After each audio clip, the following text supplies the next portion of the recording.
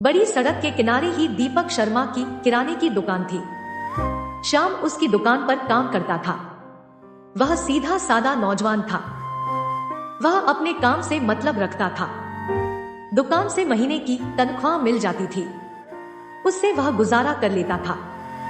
दीपक शर्मा की किराने की दुकान अच्छी चलती थी, जिससे वह भी खुशहाल जिंदगी जी रहा था। 1 साल पहले उसकी शादी नीलू से हुई थी। नीलू बेहद खूबसूरत थी। वह काफी गोरी चिट्टी थी। उसकी आंखें हसीन थी। उसकी काली जुल्फें मदहोश कर देती थी। उसके पतले होठों पर मुस्कान खिली रहती थी। वह एक ताजा कली के समान थी। दीपक शर्मा का एक छोटा भाई था, संजय। वह कॉलेज में पढ़ता था। नीलू का दिल उससे बहल जाता था। वह अपने देवर के साथ हंसी मजाक करके मजे से दिन गुजार लेती थी। रात तो नीलू की अपनी थी ही। जब दुकान बढ़ाकर रात को दीपक घर लौटता, तब नीलू पति के साथ मौज मस्ती करती थी। वह भी नीलू जैसी पत्नी पाकर बेहद खुश था। उसकी तो मजे से जिंदगी कट रही थी। शाम दुकान का काम खत्म करके घर लौट रहा था। रास्ते में उसका एक दोस्त विनोद मिल गया। विनोद नाविक था। नदी इस इलाके से महज आधा किलोमीटर दूर बहती थी। विनोद नाव से लोगों को नदी पार कराने का काम करता था। श्याम ने पूछा, कैसे हो विनोद? ठीक हूं, तुम अपनी सुनाओ। कब तक सीधे सादे बने रहोगे? चलो तुम्हें मुंबई घुमा दूं, विनोद ने कहा। वहां क्यों? श्याम ने पूछा। अरे यार, मैं तुम्हें मुंबई ले चलूंगा। वहां खूबसूरत लड़कियां इशारे करके बुलाती हैं। उनके नजदीक चले जाओ, फिर मजा ही मजा लूटो। श्याम झेम कर बोला, कभी और देखा जाएगा यार। हाँ, तब तक भोला भाला बने रहो। देखना एक दिन औरतें और लड़कियां तुझे बुद्धू बना देंगी, विनोद ने झल्ला कर कहा। श्याम हंसते हुए घर चला गया। दीपक दुकान से रात को लौटा था। वह अपने कमरे के पलंग पर लेटा हुआ था। नीलू भी उसके साथ लेटी हुई थी। कमरे में अंधेरा था। अंधेरे कमरे में वे दोनों एक दूसरे को चूमने लगे थे। बदन की आग धीमे धीमे सुलगने लगी थी। नीलू के उभार उस पर कहर बरपा रहे थे। दोनों ने एक दूसरे को अपनी बाहों में जकड़ लिया था। दीपक ने तकिए के नीचे से निकाला और अपने अंग पर पहन लिया। आप कब तक बच्चा नहीं चाहते हैं? नीलू ने धीमे से पूछा। अभी तो हमारी शादी को 1 साल ही हुआ है। मुझे 3 साल के बाद बच्चा चाहिए, दीपक धीमे से बोला। आप तो परिवार नियोजन के पक्के हिमायती हैं। हाँ बिल्कुल हूँ, दीपक ने कहा। नीलू ने प्यार से हल्की चपत उसके गाल पर लगाई। हल्की चपत लगते ही वे दोनों करने लगे। कुछ देर में पति पत्नी के चेहरे पर संतुष्टि के भाव थे। शरीर की भूख मिट जाने के बाद वे दोनों गहरी नींद में सो गए थे।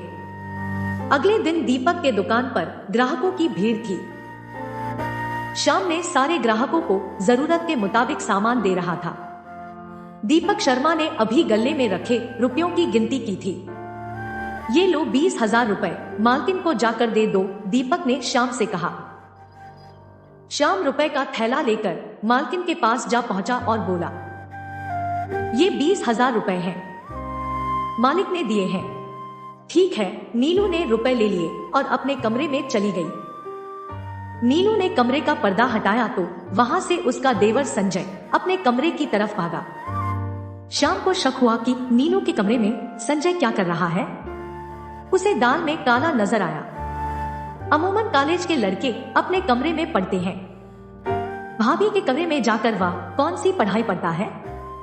लेकिन श्याम चुप चला गया। उसे दीपक शर्मा के दुकान पर नौकरी जो करनी थी, वह वहां से सीधा दुकान पर चला आया।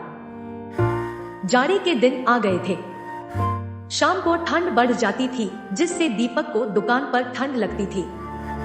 उसने घर के स्टोर में एक हीटर रखा हुआ था। शाम, मालकिन से हीटर मांग कर लेते आओ, ठंड बढ़ गई है, दीपक ने कहा। अभी जाकर ले आता हूँ, कहकर शाम हीटर लाने चला गया। श्याम मालिक के घर पहुंचा। घर का दरवाजा नीलू ने अंदर से बंद कर रखा था। श्याम ने आवाज लगाई, मालकिन दरवाजा खोलिए। मालिक ने हीटर मंगाया है। लेकिन नीलू ने दरवाजा नहीं खोला। शायद उसने सुना ही नहीं था। तब श्याम ने दरवाजे के सुराख से अंदर झांक कर देखा। नीलू के कमरे का दरवाजा खुला था। वह पलंग पर लेटी हुई थी। संजय उसे बाहों में भरकर चूम रहा था। पल भर में नीलू ने अपने कपड़े उतार दिए। उसके उभार देखकर संजय उस पर झपट पड़ा और वे दोनों करने लगे। श्याम यह देखकर हैरान रह गया। इस सीन में उसे भी मजा आने लगा था।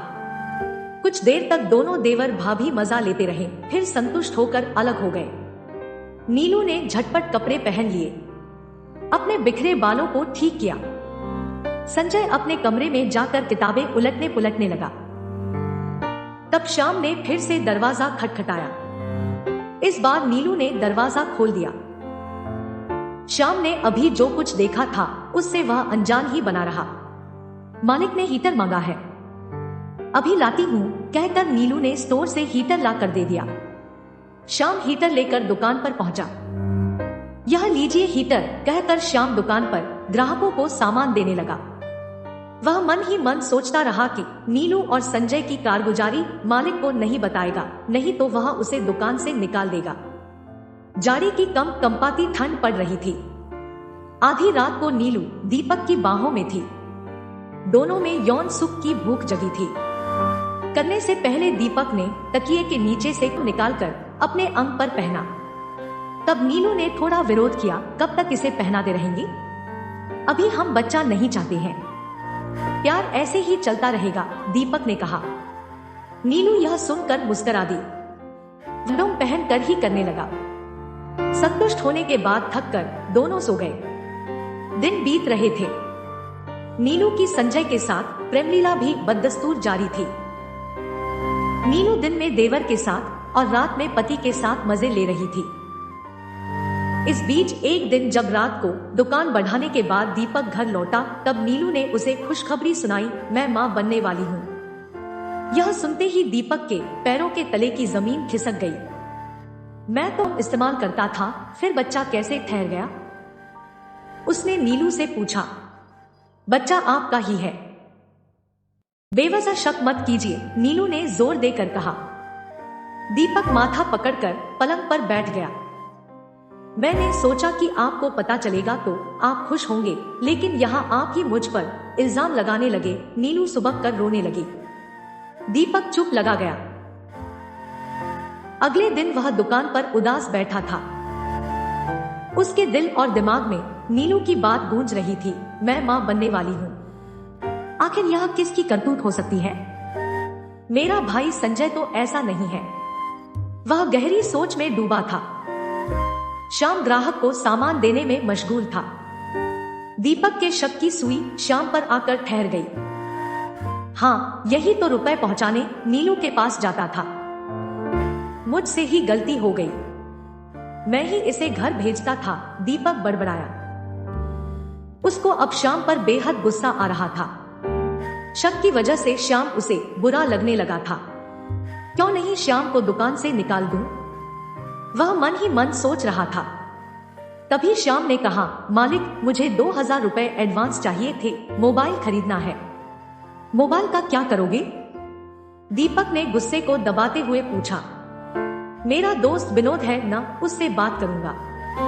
मालकिन को भी घर पर कोई काम रहेगा तो वे मुझे फोन कर देंगी, श्याम निश्चल भाव से बोला। दीपक का शक और भी पुख्ता होने लगा। एक बार तो श्याम मुझे बेवकूफ बना चुका है, अब नीलू से बात करके वह मजे लेता रहेगा। दीपक कुछ सोचकर बोला, 2-3 दिन बाद रुपए दे दूंगा। अच्छा मालिक कहकर श्याम अपने काम में लग गया। 2-3 दिन में दीपक एक खतरनाक साजिश का ताना बाना बुन चुका था। उस समय दुकान पर कोई ग्राहक नहीं था। श्याम इत्मीनान से बैठा था। इधर उधर ताककर दीपक ने उससे कहा, नदी के उस पार के बाजार से 3-4 बोरियां बासमती चावल लाना है। वहां चावल सस्ता मिलता है, मुनाफा अच्छा मिलेगा। ये लो 7000 रुपए हैं। 5000 रुपए चावल के लिए और 2000 तुम्हारे एडवांस के रुपए। श्याम ने 7000 रुपए मालिक से ले लिए। वह एडवांस के रुपए पाकर खुश हो गया था। वह अब मोबाइल खरीद सकेगा। अच्छा चलता हूँ कहकर श्याम जाने लगा। श्याम जैसे ही जाने लगा तभी एक शख्स लुंगी और ढीला ढाला कुर्ता पहने दुकान पर आया। अरे रुको श्याम, दीपक ने आवाज लगाई। यह माइकल है, नाव चलाता है, नाव से तुम्हें नदी पार करा देगा। दीपक ने उस शख्स का परिचय श्याम से कराया। श्याम ने नजर उठाकर ध्यान से माइकल को देखा। एक अनजान सा खुरदरा चेहरा जिसे उसने कभी इस इलाके में नहीं देखा था। अच्छा हम लोग जाते हैं, श्याम ने कहा। वे दोनों साथ साथ चल दिए। दीपक के होठों पर एक जहरीली मुस्कान खेल गई। वे दोनों नदी के किनारे पहुंचे। किनारे पर माइकल की नाव लगी थी। नदी अपनी मस्त चाल में बह रही थी। बैठो, माइकल खूंटे से बंधी नाव की रस्सी खोलने लगा। श्याम नाव पर बैठ गया। माइकल चप्पू के सहारे नाव आगे बढ़ाने लगा। नाव थोड़ी दूर आगे बढ़ी तब केवल पानी ही पानी नजर आने लगा। पानी का बहाव भी तेज होने लगा। माइकल सधे नाविक की तरह नाव चला रहा था। श्याम नदी के खूबसूरत नजारों में खोया नाव पर बैठा हुआ था। अब नाव नदी के बीच में पहुंच गई थी। पानी के बहाव में और तेजी आ गई थी। माइकल दबे पैर उठा और श्याम को जोर से धक्का दे दिया। श्याम नदी की बहती धार में गिर गया। पानी में गिरते ही उसने नाव को पकड़ना चाहा, लेकिन माइकल ने चप्पू को तेज चलाकर नाव को उसकी पकड़ से दूर कर दिया। बचाओ बचाओ, डर के मारे श्याम चिल्लाने लगा।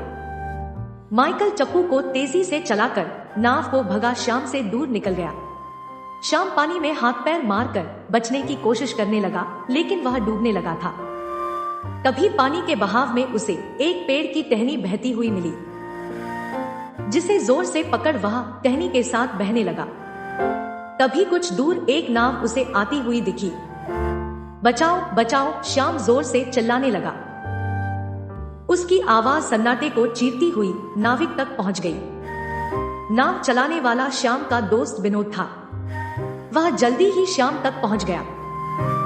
अरे श्याम तुम, विनोद चिल्लाया। उसने श्याम को पानी से नाव पर खींच लिया। श्याम बेहद डरा हुआ था। आखिर तुम यहाँ कैसे आए? विनोद ने श्याम को झकझोरते हुए पूछा। मालिक ने नदी के उस पार के बाजार से मुझे बासमती चावल लाने भेजा था। जिस नाव पर मैं सवार था उसे माइकल नाम का आदमी चला रहा था। बीच मझधार में उसने मुझे धक्का देकर नदी में गिरा दिया। अगर विनोद तुम नहीं मिलते तो शायद। श्याम का गला रुंध गया। विनोद चप्पू को तेज रफ्तार से चलाकर नाव को किनारे तक ले आया। माइकल को तुम पहचानते थे? विनोद ने पूछा। नहीं, मेरा मालिक उसे जानता था।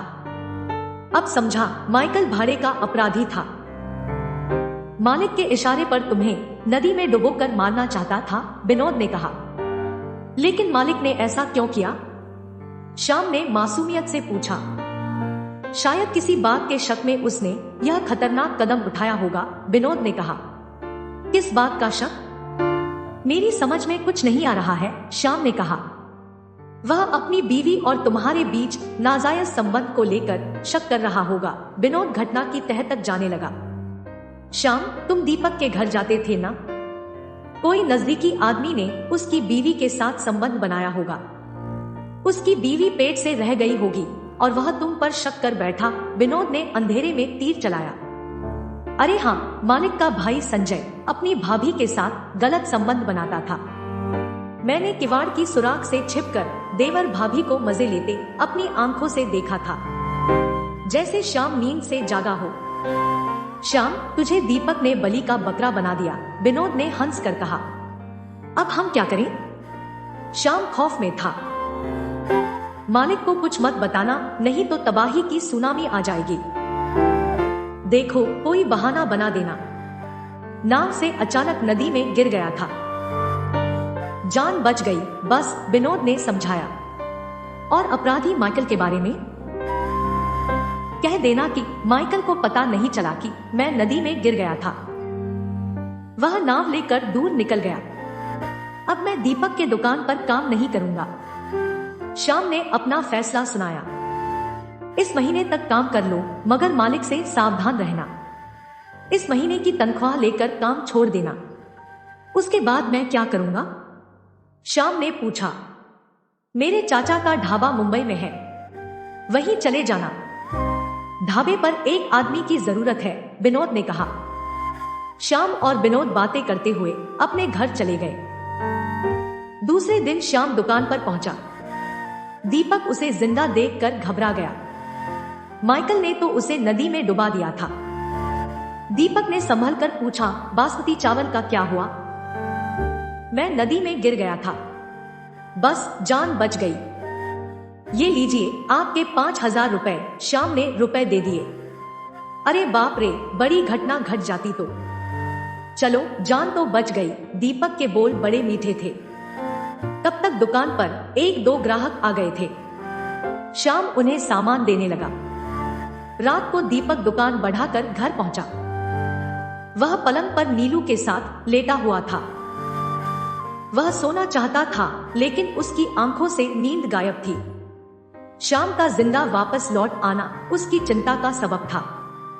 नीलू ने बाहों में भरकर दीपक को चूम लिया। चलो हटो, मुझे सोने दो, उसने बेरुखी से कहा। मुझसे नाराज लग रहे हैं, अब तो अपना काम करके सो। नीलू ने उसे अपने ऊपर प्यार से खींच लिया।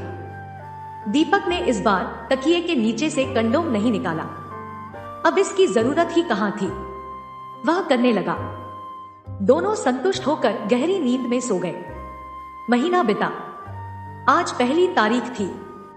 मालिक, आज 1 तारीख है। महीने की तनख्वाह चाहिए थी। श्याम ने मालिक से खुशामद की। हाँ हाँ, क्यों नहीं। दीपक ने गले से रुपए निकालकर उसको दे दिए। मालिक, आज रात मेरी मुंबई जाने की ट्रेन है, टिकट हो गया है। श्याम ने कहा। तुम मुंबई क्यों जा रहे हो? मालिक ने पूछा। मेरी मुंबई में नौकरी लगी है, श्याम ने कहा। तब यहाँ दुकान में कौन काम करेगा? मालिक घबरा कर बोला। यह सब मैं क्या जानूं, यह अब आपको समझना है। इतना कहकर श्याम दुकान से बाहर निकल गया। मालिक ठगा सा उसे जाते देखता रह गया। रात में श्याम को रेलवे स्टेशन पर छोड़ने विनोद आया था। मुंबई जाने वाली ट्रेन स्टेशन पर लगी हुई थी। थोड़ी देर में ट्रेन धीमी रफ्तार से स्टेशन पर आगे बढ़ने लगी। विनोद ने ट्रेन की खिड़की के पास बैठे श्याम को समझाया, मुंबई में भोला भाला बनकर मत रहना, नहीं तो कोई भी लड़की औरत तुझे बुद्धू बना देगी। फिर विनोद क्या करेगा? श्याम और विनोद ठहाका लगाकर हंसने लगे। हंसते हंसते विनोद स्टेशन पर अकेला रह गया। ट्रेन स्टेशन से चली गई थी। वह उदास दिल से घर लौट आया। दीपक अकेले दुकान संभालने लगा था। उसकी परेशानी तब बढ़ जाती थी जब वह ग्राहकों की भीड़ में घिर जाता था। तब उसे श्याम खूब याद आता था। इस तरह 9 महीने बीत गए। आज दीपक के घर खुशियां लौटी थी। नीलू ने एक खूबसूरत बच्चे को जन्म दिया था। यह लीजिए आपका खूबसूरत बेटा। नीलू ने बच्चे को दीपक के गोद में दे दिया। उसने बच्चे को प्यार से चूम लिया। बच्चे का चेहरा उसके छोटे भाई संजय से हूबहू मिल रहा था।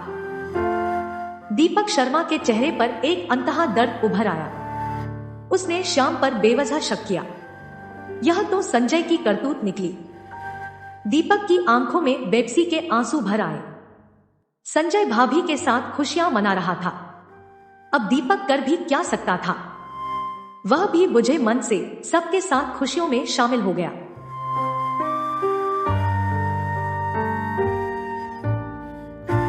दोस्तों, अगर आपको ये कहानी पसंद आई तो अपने दोस्तों को शेयर करें, और अगर आप चैनल पर नए हैं तो रोचक कहानियां को सब्सक्राइब करें और नोटिफिकेशन बेल दबाना न भूलें। अपना और अपने परिवार का ख्याल रखें। मिलते हैं नई कहानी के साथ, तब तक के लिए धन्यवाद।